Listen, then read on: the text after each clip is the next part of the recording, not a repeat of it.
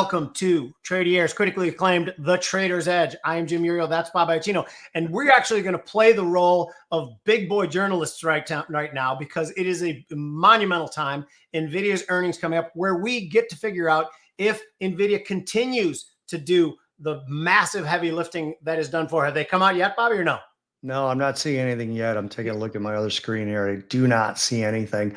We closed with the NASDAQ, the cash down about 1.12%. Talking about a $3.1 trillion stock, right? Yeah. So, I mean, absolutely, when you're looking at market cap weighted indices like the S&P and then the NASDAQ, 3.1 trillion, if that can't move it, nothing can.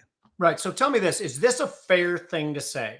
Because I've claimed that over the last year and a half, Jerome Powell is the number one theme moving equities. The second theme, right behind, nipping at its heels, is the AI trade, which basically is the NVIDIA trade, because stocks like AMD, stocks like Micron are not, I mean, they've done fairly well, which, by the way, those are the two that I own. They've done fairly well, but not even in the ballpark. NVIDIA is up 750% since the beginning of 2023, 165% this year alone. Is it safe to say that if NVIDIA gets broken today, that perhaps we're going to see some significant downside in the indexes? I think absolutely. Again, with that big of a market cap and a market cap weighted index, the tech sector, obviously the biggest part of the NASDAQ, that's going to absolutely break it. We've got the NASDAQ down 3 of the last 5 sessions, down about 2.38% from the high close, which I think was on August 17th. I'm just looking, Salesforce came out and NetApp came out, and they both beat. I can't say this one, Okta. Oh, I know the one. Yeah, I don't know how to say it either. So that one missed a little bit. So the stock's down 6.7%. So we got a mixed bag in tech so far. NVIDIA's just kind of waiting there to hit the button. Okay, those bastards. They like they're like drama queens waiting for us, chomping at the bit. I do not have any NVIDIA. Do you? No, I don't own any NVIDIA. Okay, so those of you who watch us know that I say this every time we're about to bring a guest on, particularly when they're a great guest like Carley. But you've listened to Bobby and I a long time. You may think we're full of shit, but one thing you cannot deny is that we get outstanding guests, and today will not disappoint. We have Carley Garner of DeCarley Trading, who is a friend of ours and a wealth of knowledge.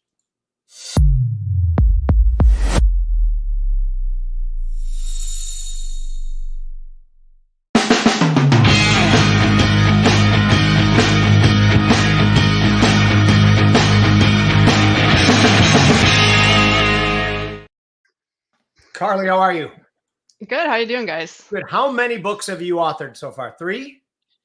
Well, more than that. So if you count second editions, like a couple of my books have multiple editions. If you count all those, I think I'm at 7 or 8. Yeah. Wow. And tell me this, tell these people, if people wanted to get to know you and what you're about and what your strategies are about, which is the one book you'd recommend to start with? So if they're super new to this industry, A Trader's First Book on Commodities, that's ground zero. But if you've been around a while, the best book is Higher Probability Commodity Trading. I did read that one, actually. Yeah. I think I wrote a thing in that too. Yeah, actually, I think you endorsed it. I think you're on the back cover, so you're very cool. I think you should have my picture too, by the way. Just my opinion. Right. How are you? So okay, it's funny that you mentioned commodities, and we have it too, because both of us have read the Larry McDonald new book about, what's that called? The book that we really like, Bobby? You know the one I'm talking about? I have to look it up. I don't remember. When markets stop, listen, or whatever it is. And his contention is that if we are going to be in a period with 2.5 to 3.5% inflation instead of 1 to 2% inflation that we had in decades prior to 2020, that the commodities are really going to be a place to be. First of all, do you agree with that? Second, if people are watching out here, how do they participate in commodities more than they have in the past? Okay, so I'll start by saying I'm a fan of Larry's. He does a really, really great job. I will have to check out that book. Well, great. Yeah, it's good. Yeah, it's really good. The thing about commodities is I think too many people that have the idea of participating in commodities, they think of it as one group. So they try to buy a commodity index or, kind of make it very convenient to be exposed to the commodity markets. But the problem with that is there's about 10 or 15 significant commodities, and they're all on different cycles. They have different fundamentals, different growing cycles, or whatever the case is. And so it's really, in my opinion, it's it's not ideal to just put money into a commodity index and expect it to do something for you. It does diversify a portfolio because of the correlations and things, but the reality is in the long run, commodities trade sideways. And if you look at an index, like any commodity index, pick one at random, we basically just trade sideways over time. So unless you're the type that just waits for the really good opportunities every 5, 6, 7 years to get in on the long side of an index, you're better off kind of picking and choosing. So for example, I think he's absolutely right. And I come to these conclusions not necessarily because of interest rates, but just because of other reasons. Like commodities are boom and bust type markets. If you look at the grains, we went through a couple of years of booming prices in wheat, soybeans, corn, and now we're experiencing the bust. And I think we're starting to get to the point where the drying sells up. Everybody's bearish. Everybody has already expressed their opinion in the market. We're starting to get some really good buys. In fact, all three of those markets are coming up against trend lines that date back 20 years. So are we guaranteed they hold? Absolutely not. But the odds are a 20-year trend line is pretty reliable. So you mentioned the corn, wheat, beans, which I don't trade those anymore. I have sometimes like in my past. What I trade things mostly from technical. Bobby and I always say we're 60 to 7%, 70% technical. The other 30 to 40% is fundamental, but it's only fundamental just to kind of buttress our technical view or not. Yeah. What drives those? Is it strictly a growing season, supply driven market when we're talking corn and wheat? Or is it interest rate sensitive? Is it currency sensitive? Everything is interest rate sensitive to a point. So yes, because a lot of farmers are running on basically they're borrowing from the bank at hopefully a low interest rate to run their operations. So yes, it is there is an interest rate component, but commodities. Well, let's just say the grains, corn, wheat, soybeans, they're renewable annually. So the cycles are pretty quick, much quicker than something like maybe natural gas or even crude oil. But it just like anything else, high prices cure high prices, and then when you get to the cheap prices, low prices also cure low prices. So in the case of corn and soybeans, we had a really odd situation because when Russia invaded Ukraine in 2022, a lot of money flew into commodities, all commodities really, natural gas, crude oil, you name it. But particularly the grains as well, and mostly wheat, because the idea was we want to hedge inflation, so let's throw money at commodities. A lot of this money came in blindly. My guess is a lot of it came in through, probably not a guess, it's probably a very accurate description. A lot of it came through the ETFs. Like, for example, there's wheat ETFs that pool investor money and then go buy in futures. The problem is everybody with a phone and a trading app on their phone sees the wheat ETF come up on their heat map and they just hit buy. They don't really understand really what they're buying or investing. And that money gets forced into a futures market that can't absorb it. There were like all buyers and no sellers. And so we had 6 or 7 consecutive limit up days in wheat. It got really, really messy. Not because, there was a fundamental story there. Obviously, Russia, Ukraine are big wheat producers, but the reality was it was just inflation hedges that got really out of hand, forced prices from $7 to $14, $15, and then now we're trading closer to $5. So that's the typical boom and bust in commodities. So again, it's not a buy and hold type of investment. It's one of those things where certain markets get to beyond equilibrium into cheap prices or historically low prices, and then that's the time to allocate money to those particular markets, but not as a basket as a whole. So, Carly, is it fair to say that I tell people all the time that I love trading crude oil specifically because it's a pure supply and demand market. If you can understand the supply and demand factor of it, very rarely do you get something that blasts you out of a position. Right. It's always a supply shock. That tends to be a military driven event. There's never a demand shock. I mean, when do we ever get a surprise giant demand in crude oil, right? Yeah. But mostly it's just a supply and demand story. So you get these big sideways ranges when supply and demand is basically at equilibrium within $10. And then you get supply shocks in one direction or the other. Well, Bobby, you're missing. Then we're going to shut down the entire global supply chain and lock everyone down. That was a pretty good Well, demand that shock. was a pretty big shock. Yeah. Okay, I just wanted to throw that That out. was a demand shock, wasn't it? I was going to say that actually. If you look at a 20-year chart, there's a trend line that's held over decades, and that the one breakdown was the 2020 COVID shutdown Yeah. because of that demand shock. But it's very rare, so we'll give you a pass on that. Well, you sure. look, for example, on Chinese demand. China now uses more energy as a general word than the US does. The trajectory is also higher, and they use more they use less per capita, but their trajectory is higher. So their overall trajectory per capita obviously is growing because they still got these rural regions don't have a lot of energy supply sources. When you look at commodities in general, are they all basically a pure supply and demand story? Or is it more like what commodity has what specific thing that you tell people to look at other than charts, of course? Right.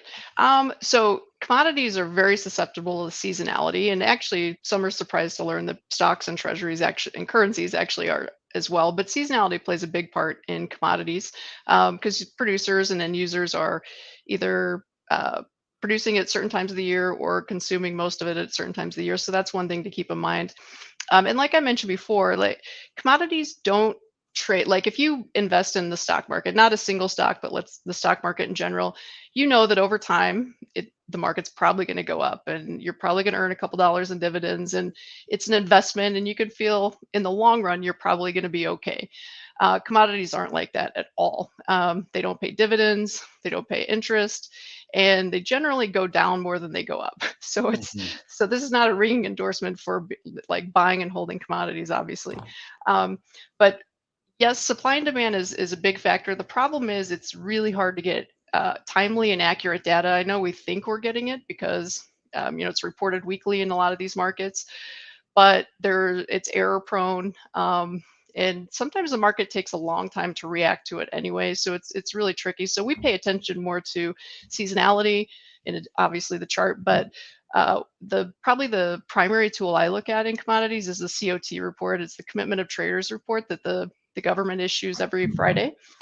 And it basically tells us who's long, who's short, and to what magnitude, separated into three primary groups. I mean, there's multiple versions of it, but I'm going to keep it simple.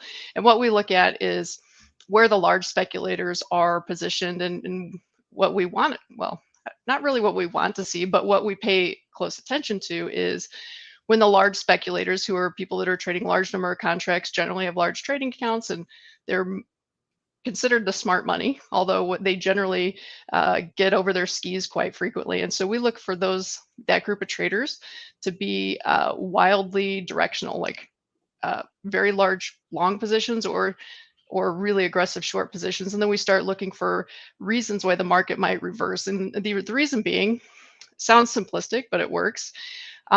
Regardless of fundamentals, you can have the most bullish fundamentals you could possibly imagine, but if there's nobody left to buy, if everybody that wanted to buy is already in, there's simply not enough buying to support it, and eventually those people have to get out and the prices come back down. So that's what we pay attention to. This is something that I try to hammer home all the time, and this is the same in equity markets as well. It depends on the level of risk being respected in the market and how many people are in over their skis. And like, if something turns, it can be the smallest little story, but then everyone heads for the exit at the same time. So market position is a big deal. I didn't mean to steal that, but Bobby, oh, by the way, is NVIDIA out yet or no?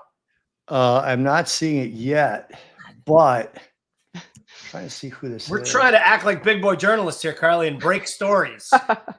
Emos Capital is asking if this is the NVIDIA watch party. It is indeed. You have welcome to the NVIDIA watch party.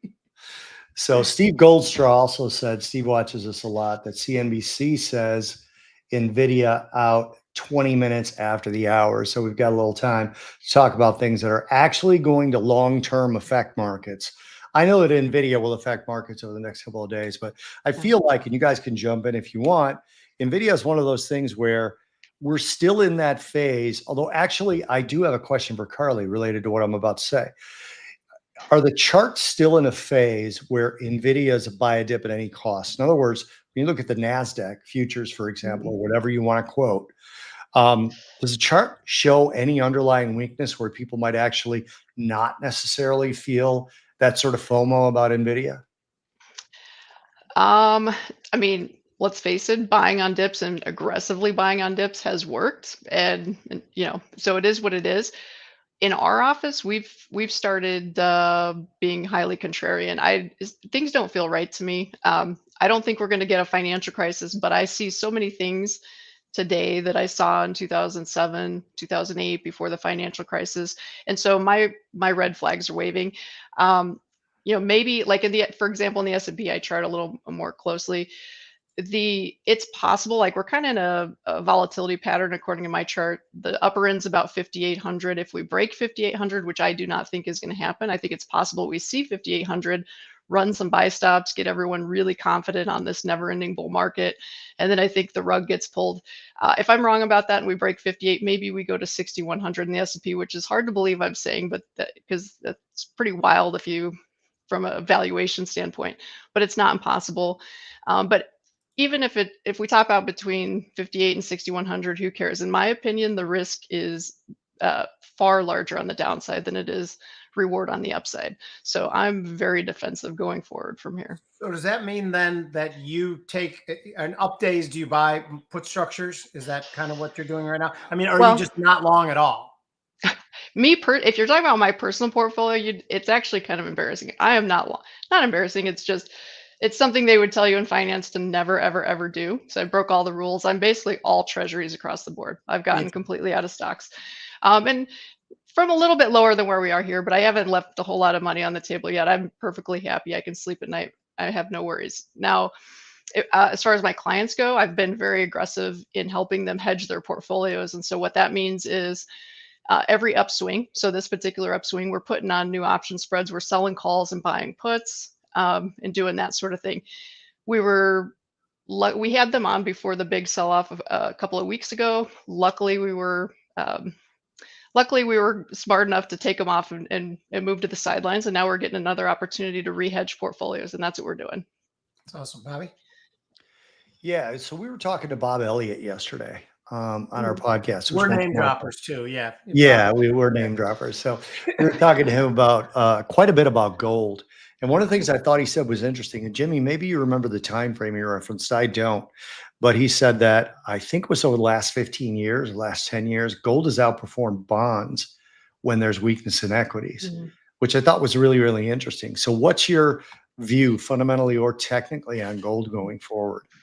Okay, so that's an interesting comment. So I would say I haven't looked at the numbers specifically comparing those two markets over that time frame, but I would say most of the damage has been in the last 2-3 years. Like obviously the bond market had just an awful couple of years, the worst in history ever, actually. And gold has had one of its better periods here in the last couple of years. So I think that's probably thrown it off. I do think that I've been bullish gold for a long, long time. My target's always been around 2,600, 2,650. That's, if you look at a weekly chart, that's kind of the trend line. I was looking for that number when we were much, much lower. So with that in mind, I could be dead wrong. Maybe we're going to 3,000. I don't know. But according to my chart, this is not the time to have be aggressive in gold. I think there is some upside left, maybe $100, $150. But the reality is, we've all seen what gold does when the trend flips, and it's not pretty. You don't want to be a bag holder here. So if I were holding gold, I would be slowly trimming on the way up. That's what I would do. For our speculative clients on the brokerage side, we've been basically any big dip, we get long using option spreads, and we've mostly advised everybody to get flat, take profits, and just sit back and see what happens, because what we've seen in the last couple of years is a lot like what we saw in 2010, 2011 in gold. Almost the exact same technical patterns, almost the same sentiment patterns. Again, we're going back to wild stimulus in 2008 and wild stimulus in 2020. So everything kind of matches up. And if that proves to continue to be the case, gold could get very toppy. And we all know what happened in 2011 to gold. I mean, we hit roughly 2,000, dropped into the 1100s. I think it got as low as 1050 maybe. And so anyone that bought the high had to wait a decade to get their money back. So maybe that doesn't happen again, but the risk is there. And so that's enough for me to say, peel back your risk on gold.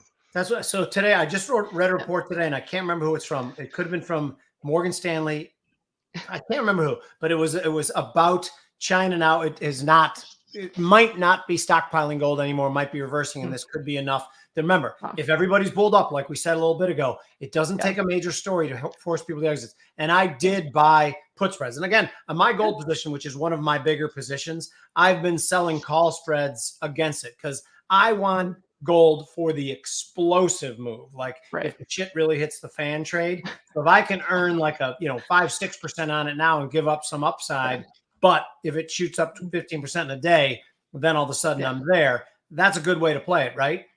Yeah, I think that's a smart way to play it. You're kind of hedged in both directions, and that's the thing about gold is you never want to be complacent in gold because just when everyone starts jumping on board and getting on the bandwagon is when you should start being cautious for sure. Bobby? We got NVIDIA earnings out. The stock right now is up 47 basis points. Which it's one of those things that's one of those assets where if it doesn't go up enough, it almost feels like it's going down. Nope. I'm seeing up over 1% now. Wow, it's all over the place. Yeah, it's all over the place. So I got 26.3 billion in revenue. Estimate was 25.08, so it's a beat there. And EPS, I see 68 cents, but I don't know what the estimate was. If anybody in the chat knows what the estimate was or is. But yeah, I see it only up about a little bit less than 0.5%. But so now, here's my prediction. Again, this is not, I give no advice. I don't know the depth of your pockets or your risk tolerance. If their stock in another 15 minutes is not up more than 2%, I think that thing's going to head for the exits. Any thoughts on that? They just announced another 50 billion in share buybacks. Whenever they start relying on share buybacks, that's always fun for me. They see third quarter revenue 32.5 billion plus or minus 2%. The estimate was 31.9. So it looks like they beat on most things. I don't know what the EPS was, but the stock isn't behaving spectacularly just yet. And I agree with you, Jim, on that. Also, I want to answer really quick a Tim question while we go into actually talk back into our guests. Tim said, are there any thoughts on sectors that do well after the first rate cut? And I can only go off historicals, and Carley is one to ask about how reliable that can be given the situation. But you're talking financials, consumer discretionary, real estate, utilities, materials, and industrials. And then, of course, technology over the last, say, decade and a half. And the reason I say that's kind of boring, right? But that's because when you've had an inverted yield curve, that's when a lot of rate cuts, I should say series of rate cuts begins. Series is not the word I wanted to use. But anyway, when you see a series of rate cuts beginning, it's usually because, and I'm not saying that's what's happening now, but it's usually because the Fed is a little bit worried about the economy, and a recession tends to follow after the cuts have already begun. And after that 2s10s inversion has gone positive, guess where it settled today? Anyone want to guess? I have the trade on, but I'm not watching. Didn't watch on purpose. Where did it settle? +1. It's positive. Okay. I have the trade on. I've had it on for a while, and I'm excited about that. I know. I believe it's going to, +50. Let's call it soon. Thoughts on that, Carley?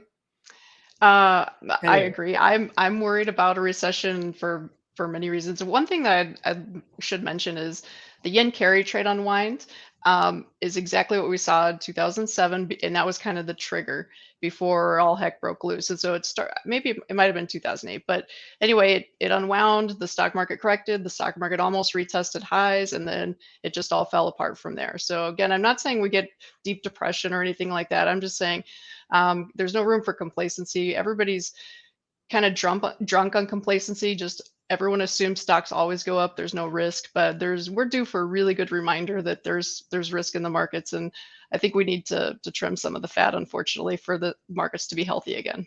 NVIDIA is down 5.33% now as we speak. And real quick, Steve Goldstraw said that where did it go? The estimate of EPS was 64 cents. So it came out at 68. So this is a classic. This is something I'm sure you tell your clients, Carley, is that it's almost a three-headed monster with assets. You're talking about expectations. I didn't mean to start with this finger. Expectations, how the market reacts to what the news did versus those expectations, Right. and then how people are positioned, which is what Carley talked about with the commitment of traders. I've had Right. clients call me up and go, I don't understand why NVIDIA, which is now down 7%, by the way, I don't understand why NVIDIA is down 7%. They beat on everything. Well, the market was expecting a much bigger beat than the beat that they got. Or So, they're just market positions too heavily sided, right? yeah, it is. It is. So do you see that anywhere in the commodity markets, Carla, or even the indexes themselves? Because I feel like the trade is crowded almost everywhere except crude oil now. I agree with you, and I'm glad you mentioned crude oil. In fact, crude oil is a market that, according to the COT report, speculators are almost always long. They're perpetually long. It's just how long are they is the real question. And right now, they're only holding about 300,000 net long contracts, which, if you want to compare that, the all-time high is about 750,000 contracts. So what this tells me is speculators have kind of given up. They've moved on to other markets. Maybe they're trading Nvidia. Who knows where they are? But they've given up on oil, and we see it in the option market too.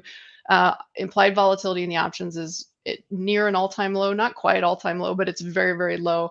And that tells me nobody's buying calls or puts. Everyone's just kind of decided to go elsewhere for their speculation.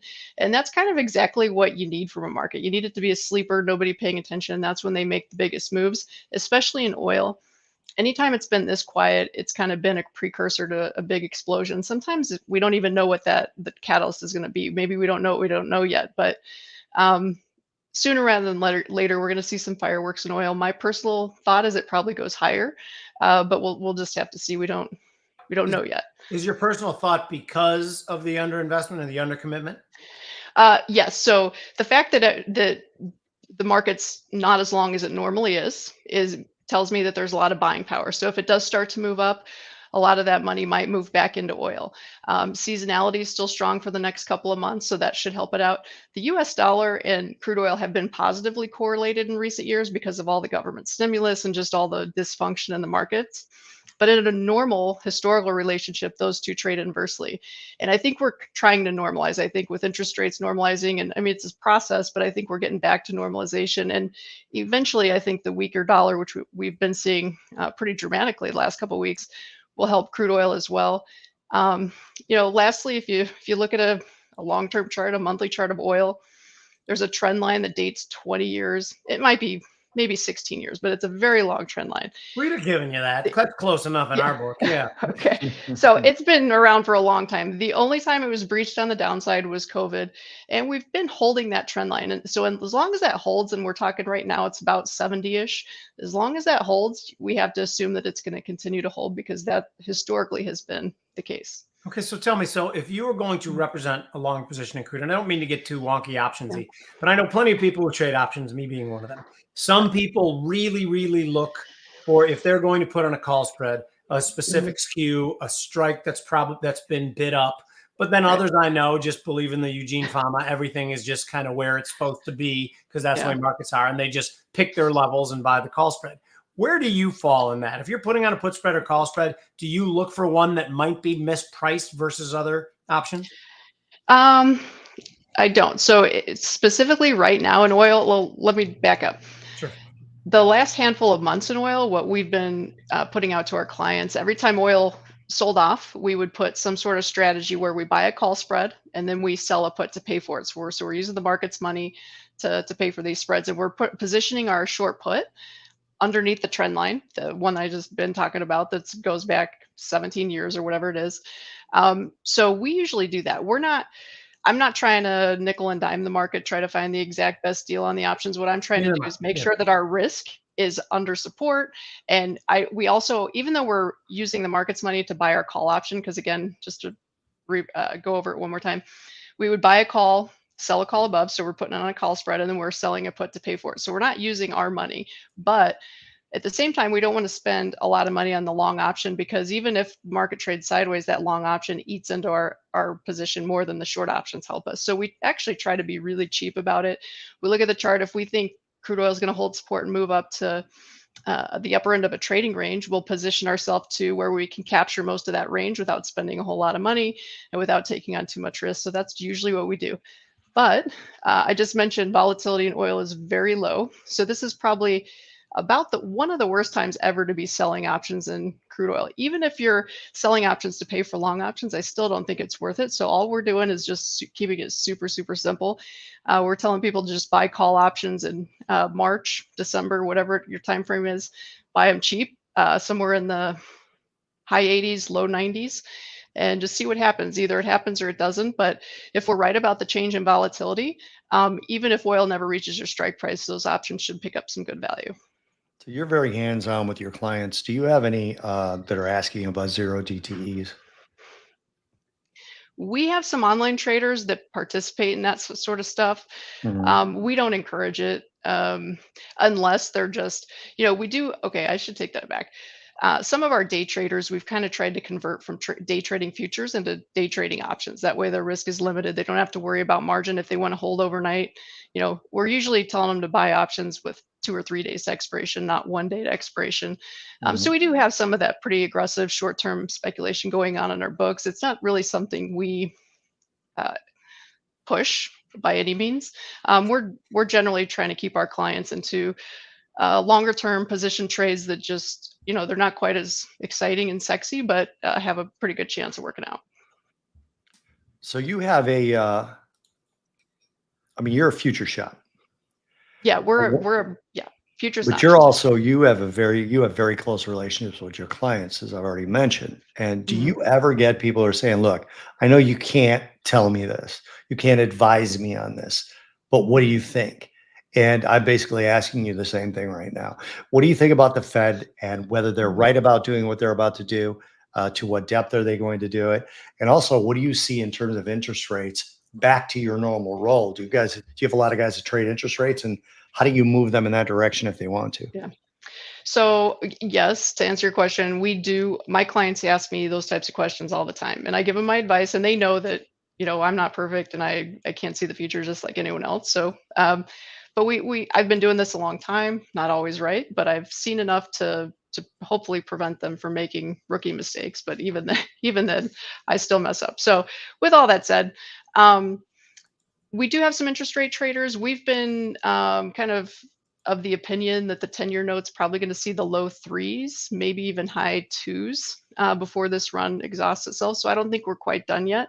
And I do think that a lot of it is, I try not to predict what the Fed's going to do, because the Fed can't even predict what the Fed does. I mean, they're constantly changing their dot plot. So I've stopped trying to do that. And on a side note, a soapbox issue, I really dislike how their transparency has gotten into this game of talking the market up and down. I don't like that either.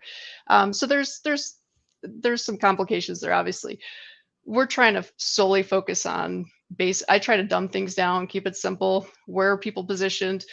Is there a lot of money on the sidelines? I personally think we haven't really seen a big influx into treasury. We've seen one of the biggest treasury rallies ever, just because we started from such a low level. But I think that there's more to come, simply because thus far, nobody has felt any pain in any other asset class, real estate, stocks, everything else, Bitcoin, everything else is just booming. And so it's hard to allocate or justify allocating money to treasuries making 4 or 5% when you've got that going on. But I think that game's about to end. And when it does, I think a lot of people will find that treasuries are a pretty good deal, at least for a short run, while we see what happens. So you think there's a generational question here? And I kind of smiled to myself when you said this reminds me of 2007, 2008, because Jim and I say it reminds us of 1999, 2000, right? Again, expressing the age difference between us and you. I kind of do that same sort of affectionate smile that I did with you when I hear people talking about how high interest rates are now. Yeah. Like when I bought my first house, God, I think it was 94, something like that. Now maybe 2000, doesn't matter. I remember doing a dance because I got 6 5/8. I got 10% on my first house, and my dad was like, "Holy shit, you got 10%? That's fantastic." But anyway, yeah. And the reason I bring this up is there a generational fear that is unwarranted? Now I'm asking a personal question here, because we see it as we've lived through periods where you've had 6, 7, 8% interest rates. Things are fine. I mean, things moved along just fine. For sure. Absolutely. In fact, I'm not that far behind you guys. I bought my first house in 99. I think 7 3/4 was my rate. And I was but being perfectly fine smart with and it. young is different than being near us in age. But I mean, honestly, I bought my house here in Vegas. It was a new build. It was small, but it was cute for like 113,000. So I don't think you could buy anything for 113,000 today. I didn't buy Um, my first house for yeah, that little. yeah. And what actually, when you mentioned it reminded you 99, I do have a kind of a personal story. A relative of mine in like the 99 2000 timeframe.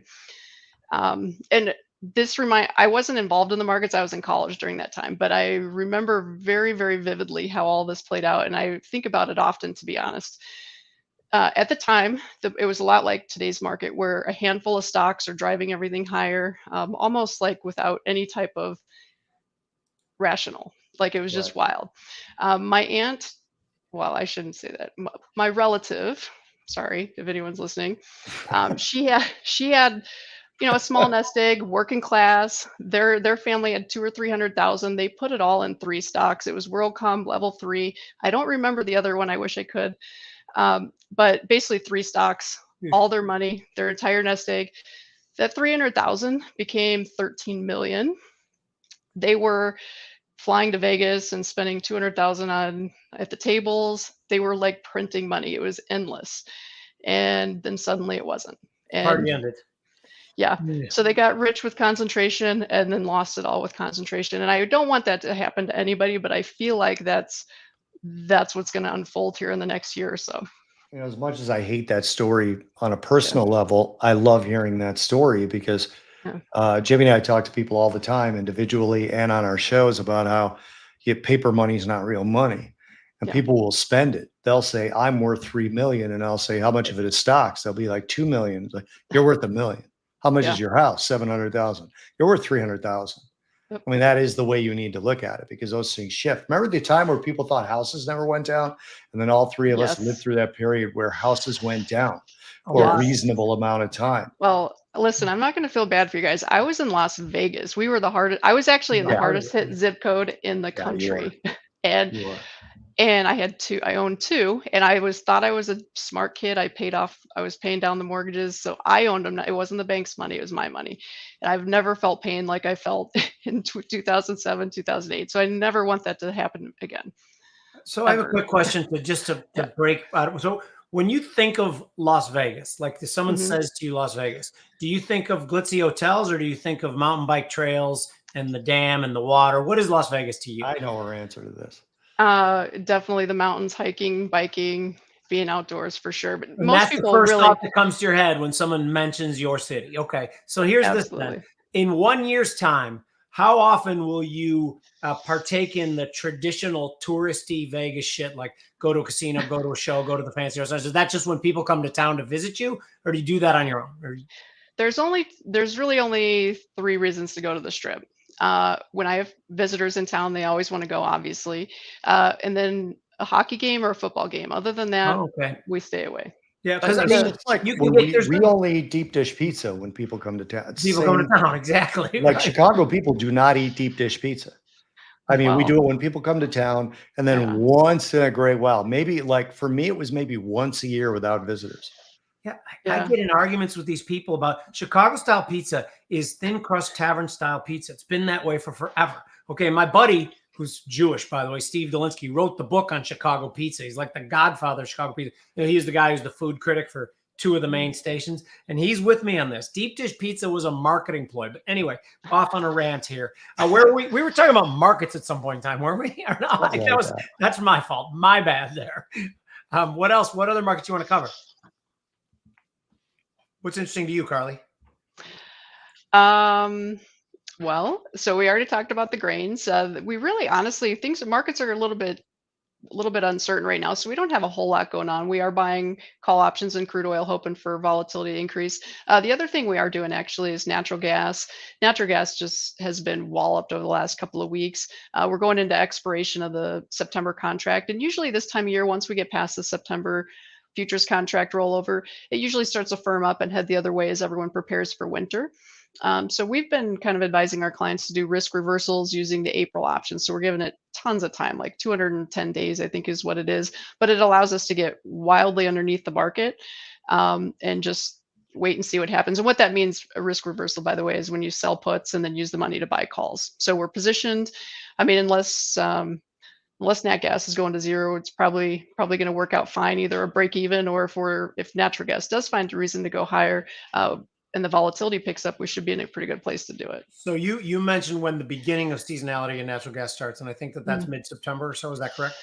Yeah, And so how long does it generally last? So anyway, go on. Yeah. So the front months is a little bit later. The April contract actually starts to firm up basically today. So April contract is past the winter season, so it's a little bit different. It's less risky, less aggressive to trade the April than it is the front months. The front months are going to be basically weather markets, and unless you can tell what the weather is going to do, you're probably susceptible to some pretty good volatility.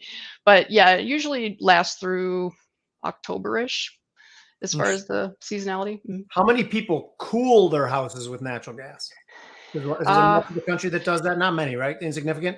Well, Growing. it's a pretty good, a lot of, not a lot, a good chunk of the country's electricity is generated by natural gas. So it's not insignificant by any means, but it's not the same as the type of demand spike you get in the winter So for sure. a quick seasonality question too, because when you look at Mhm. crude oil and you look at natural gas, seasonality is obvious and intuitive. But what about like other commodities like corn and beans? What's the seasonality component of those? Just not the growing season? But isn't there a growing Yeah, season somewhere else? Yeah. yeah. So normally, kind of the rule of thumb is harvest lows generally occur in October. But if you look at the last 5 years, people are kind of starting to front run the seasonality.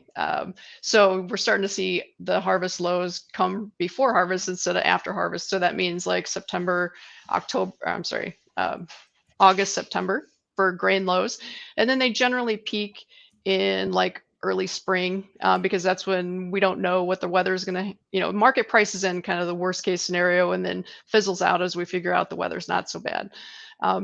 It obviously can vary based on weather and based on other things, but those are the two big keys. It's interesting, I mean, Bobby. it'll surprise people because I actually looked at that, the natural gas electricity thing, and it's Mhm. 37% in 2024. Oh, So it used to be like single digits, probably 10, Yeah. 15 years ago. that's significant, right? Yeah. Yeah, Yeah. actually, natural gas is a really clean form of energy. I don't, I'm not under, I don't How understand dare why we you? don't take. How dare I know. you fly in the face of the I zealots? know. It doesn't make any sense You to me, have to but go to re-education camp immediately. Yeah, no, nuclear and natural gas are two wonderful forms of energy, yes. and those weirdos won't let us keep and go down that path. It makes me crazy. Yeah. Yeah. Carly, Before do we you have any mention the thoughts steepening, on any of the economic data? Do you have thoughts on, or is it just like, Mike Arnold, who's my partner in Path Trading Partners, another great technical analyst, always says that why is the weakest question in the hierarchy of questions for traders, that their main thing should be what's happening and what do I do about it? So why is like, why did the market move in a direction? Do you even care about that stuff? I glance at it. I don't try to overthink it. And the thing is, honestly, I've become very cynical. I've gotten to where I don't trust anything I see, regardless of where the data is coming from. Um, So you are I catching just, up to us. yeah, yeah, I don't trust it. So I look at the price action, and I can tell a lot more from that than I can try to infer from the data, to be well, speaking honest. of price action, what's Nvidia? Where are we at here? We haven't talked about it in a while. Nvidia is Still down down. 3%. Actually, it's off my screen now. It's shifted. Nvidia is down 3% currently, so nothing monstrous. But yeah, price action is key. That should be the takeaway of this whole show. Like what we said when Nvidia came out, if Nvidia can't keep a rally, then it was going lower. So if people were trading it actively, which obviously we weren't because we're spending it with you people, and so we didn't trade it actively. But there was another question I wanted to ask. We talked about a steepening yield curve, and Bobby, you said financials tend to do well. This might be a question for Bob or for Carly. If the curve went positive today, is that a boost for banks? They tend to like a steeper yield curve, whether that's real or not. The market thinks they do and reacts to that. Bobby, do you want to take that one? Is that going to help banks? Again. Say that again. Is the steepening curve, it's gone positive, is that going to be a big boost for banks? It should be, yeah. Especially like you lower front end of the curve. It depends if we're getting a bullish or a bearish steepener. Bingo. Really. Yeah. And I think a lot of the times, the bearish steepeners that we get help the banks quite a bit because lending origination increases, and then they make money on the new steeper yield curve where they lend short and borrow long. Right. I'm sorry, borrow short and lend Flip long. that. I Yeah, right. always get that backwards. Yeah. Tim is going to come in here and make fun of me, our banker friend who's watching the show all the time. But that it's funny because, again, talking to our guest yesterday, we talked about how the commercial real estate crisis is not one. Speaking of my friend Tim, he's been trying to drill that into my head for about 2 months. So you have to look at financials and think this has got to get a little bit better for them. They haven't really kept up, obviously, with the NVIDIAs or the like. So it's good for banks, but it's just bad for the general economy given what's going on. Again, when you look at when recessions begin, which is why everybody says there's never been a recession without the Fed causing one. I don't know that that's exactly accurate, but if they start aggressively cutting rates and you see the yield curve invert, banks make more money and the economy suffers. So it's a quick blast for financials in this case, in my opinion. Yeah. Carly, you have any thoughts on that? Not well, let me add that along with the yield curve inversion going positive and being relatively negative going forward, at least in the short run, another sign that I've been looking at is copper. Copper topped out 2 months ago, maybe 3 months ago. I can't remember exactly when it was. But we've noticed that significant trend reversals in copper are almost always followed through in the stock market. So even though the stock market's had a nice recovery from the lows a few weeks ago, the copper market is telling us we're not quite done yet. So we're taking that kind of as our quasi yield curve signal. That's using really copper. interesting because I'm long copper out the S because I do think, I mean, it's an investment. It's not a trade. And it Sure. started out as an investment, not a trade. So it's not one of those things where I messed up the trade and I put it in the investment portfolio. But I am long copper and I plan on continuing to be long copper. But that is an interesting point. Do you look at the copper gold ratio ever or no? I don't, but to add to that copper, you might be completely right. It might just keep going up from here. The thing that we noticed was the trend reversals. So the topping out a few months ago, it usually occurs about anywhere from 2 to 4 months before the stock market tops out. So it's kind of happened right as Q, but copper also bottoms out before stocks do. So I have a feeling copper may just keep going higher here, but even so, the stock market's got to catch up to Could that. still catch up. that That's cycle. interesting. Yeah. Something else about metals, when precious metals outperform industrial metals, that's with about a 3-month lag, is another sort of recession indicator and stock market lower indicator. So if they're kind of performing in the same pace, that's all systems go, everything's good. But when precious starts to outperform, whether it's industrial metals falling quicker or whether they're rising slower, either way, it tends to portend sort of a slowdown in the economy and a slowdown in stocks. By the way, Widge said in 1998, he had a 7.25% mortgage. But working class, he's always got to throw this stuff in.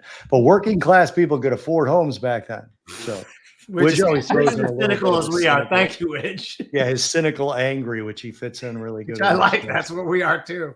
Yeah. I have so every smart person I'm going on this show, I'm going to ask this question to, because I want to be able to, if we had to boil it down as to what would be the indicator that shit's hitting the fan. Now, in the past, it would be bank lending, real short-term rates, seizing up, banks not wanting to lend to each other. But with the Fed being so active in the reverse repo market, I wonder if that signal's been diluted a little bit too. Does anyone, either of you, Bobby, do you have a thought on that first? Rates are probably more your thing fundamentally than Carly's are at this point. Yeah. So I'm a believer in a slowing economy and continued rise in inflation. So I'm kind of I wouldn't say I'm alone out here. I think Bianco is actually with me.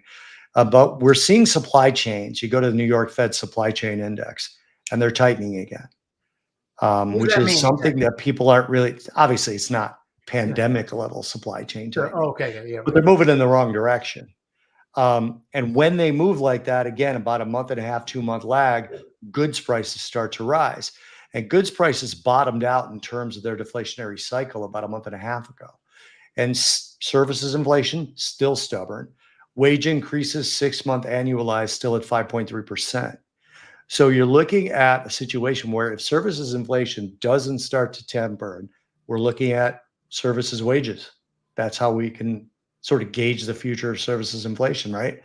And if goods start to turn back up, the economy to me is clearly slowing. Man, even though we're only about a 30% manufacturing economy, manufacturing PMI leads the general business cycle. It leads the market cycle. It's a canary in the coal mine for what's going to happen with the business cycle and with stocks. And we're negative every country but the UK. So when you look at those things, I'm as concerned as Carly is, although I'm long, I want to point that out. I'm long stocks, but I'm concerned. So I've been doing what you told me to do, Jim, was sort of buy insurance here and there. I'm just buying put spreads. I'm not doing anything crazy. Right. Just buying put spreads here and there with some of the products. Every time I get a spike, I buy a near at the money put spread.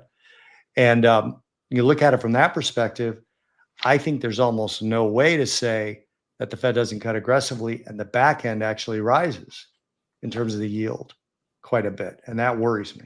So you think that could happen? Carley, do you think, so here's, I actually, one of the reasons I'm long steepener too is because I do believe short end rates are going lower from every one of the things we talked about. I think the Fed is going to start cutting rates because I think they don't believe the labor data as much as we don't believe the labor data. I love that we're all cynical now, but I also think that long end rates could stay stubbornly high until the Fed comes back in and starts buying them again, which is not for a while, but because of just the sheer dramatic size of the issuance that they have to sell to fund our government. So I think the steepener could happen there. But I do also think that the big tell for things like gold, silver, everything that's denominated in dollars, and maybe even stocks after the dust settles, is when the Fed starts coming back in to buy treasuries, that is going to be throwing in the towel, saying that we are spending too much money and the rest of the world is not going to absorb these bonds. And that's going to be the huge moment where the shit hits the fan. Do you like that theory, Carley? You're scaring me a little bit. I already told you I'm all in treasuries. Might have to rethink that. Well, what duration? You didn't say that. Yeah. Well, I'm all over the curve, so Good. It's fine. So and even if I have to hang on for 10 years to get my 4 or 5%, I'm okay. I'm not worried about it. So you guys are a lot smarter than I am. What I use as my tell is I start seeing really crazy things in the market. I remember back in 2008-ish, 2007, right before everything really got nasty. There was one overnight session in bonds. Bonds were up like 4 or 5 handles for no reason whatsoever. Literally nothing happened. And when I see weird things like that, that's when I really start to get worried because, somebody's on the wrong side of something. Someone's blowing up, some fund's blowing up. So those are what I look for, is some like crazy overnight stuff that shouldn't happening. And that's my tell. And that's kind of what I was alluding to about like short end stuff too, when banks stop lending to each other overnight. And all of a sudden, that's a tell for me. So that's a good one to end on. Carley, can you tell the people where they can find you? And by the way, follow her on Twitter. Look her up. Carley puts out some great stuff. Where can they find you? Thank you. So if you're on Twitter or X, at Carley Garner is the handle. It's Carley. My mom has no idea how to spell Carley. And our website's, well, I'm actually named after Carly Simon, but there is no E in Carly Simon's name. So I don't know. My mom's crazy.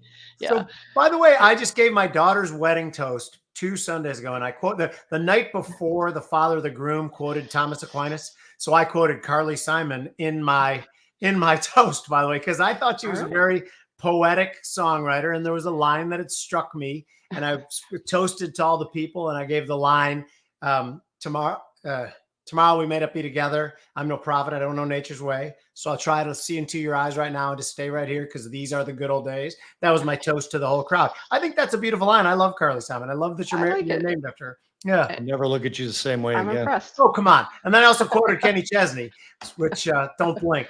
Right. But anyway. Okay. Thank you guys for being here very much. This is Tradier's The Trader's Edge. I'm Jim Iuorio. That's Bob Iaccino. That's Carley Garner, who is a wealth of knowledge all the time. None of this works without the support you guys give us, and we greatly appreciate that. All the DMs, all the retweets, all the interactions you guys give us. We can't even tell you how much we appreciate it. Remember what Bob and I's mission is, and to Tradier itself, to create a platform where people can give their honest opinions with no pressure from producers, no pressure from sponsors who tell you what you can and cannot say. That's what we're trying to create, and I hope you guys enjoy it. Thank you for joining us on The Trader's Edge. NVIDIA down.